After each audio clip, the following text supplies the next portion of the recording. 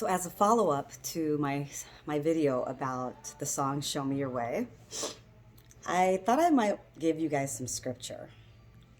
So Devarim, which is Deuteronomy chapter 6, verses 4 through 9, it says, Shema Israel, Yehovah Eloheinu, Yehovah Echad. It says Adonai, or in the King James Version, Lord. Hear Israel, Yehovah our God, Yehovah is one. And you are to love Yehovah your God with all your heart, with all your being, and with all your resources. These words which I am ordering you today are to be on your heart, and you are to teach them carefully to your children. You are to talk about them when you sit at home, when you are traveling on the road, when you lie down, and when you get up. Tie them on your hand as a sign. Put them at the front of a headband around your forehead, and write them on the door frames of your home and on your gates. And that's the complete Jewish Bible translation that I love. Okay, about the way. I want to talk to you about that. So we have the sin of the golden calf, right? And the words that he says to them in Devarim, Deuteronomy chapter 9, verse 16 about that, it says, I looked, and there you had sinned against Jehovah your God. You had made yourselves a metal calf. You had sinned. You had turned aside quickly from the way Jehovah had ordered you to follow. And then he goes on to tell how he seized the 2 tablets and threw them down. Moshe was very angry when he saw what they had actually done.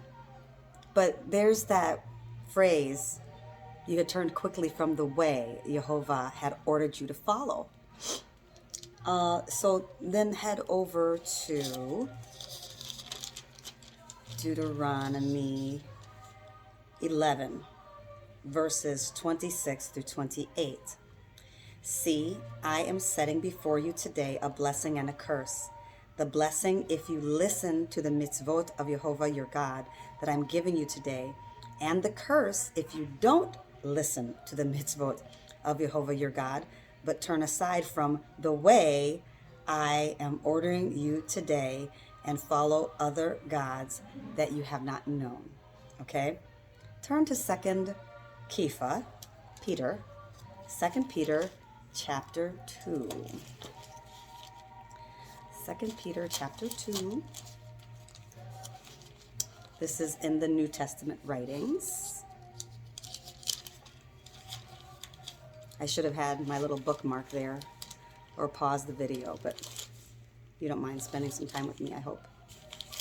Okay, 2 Peter chapter 2 and verse 2. And it says, well, I'll start at verse 1. But among the people there were also false prophets, just as there will be false teachers among you. Under false pretenses they will introduce destructive heresies, even denying the master who bought them, and thus bring on themselves swift destruction.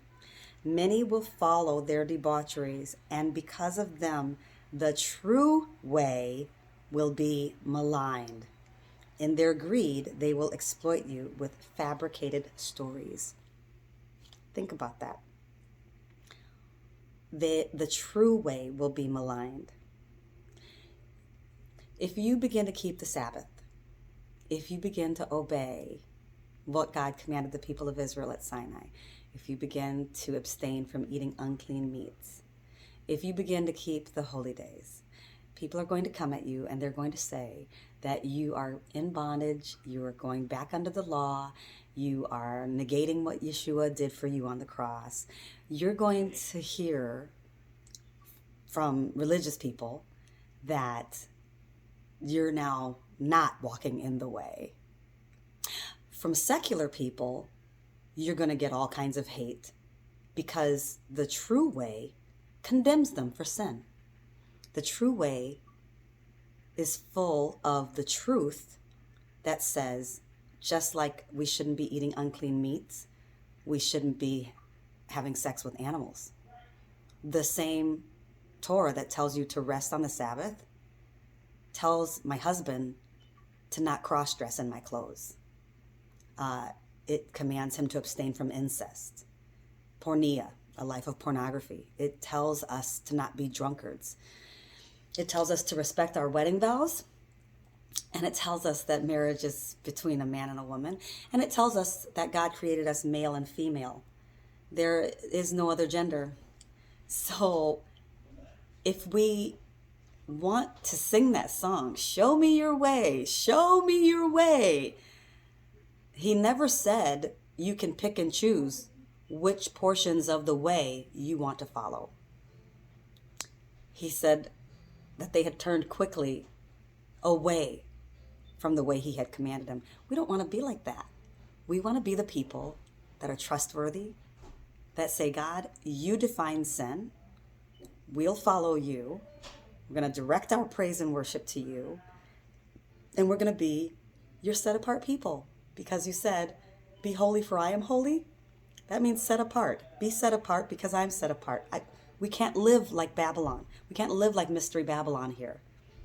And we definitely shouldn't make up fabricated stories in order to worship the one true God.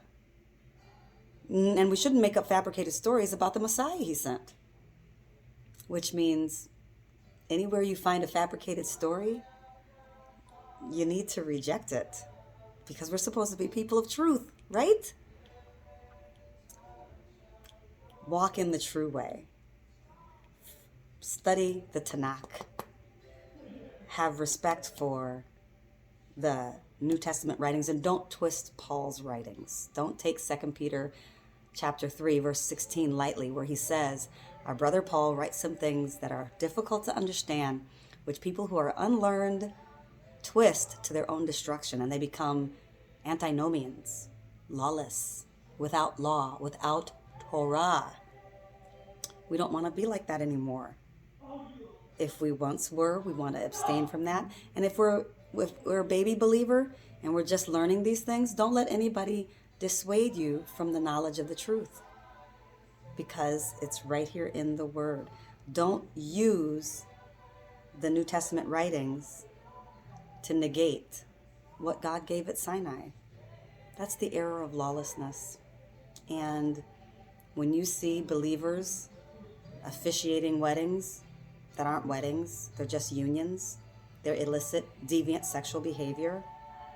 When you see believers doing that, that's lawlessness.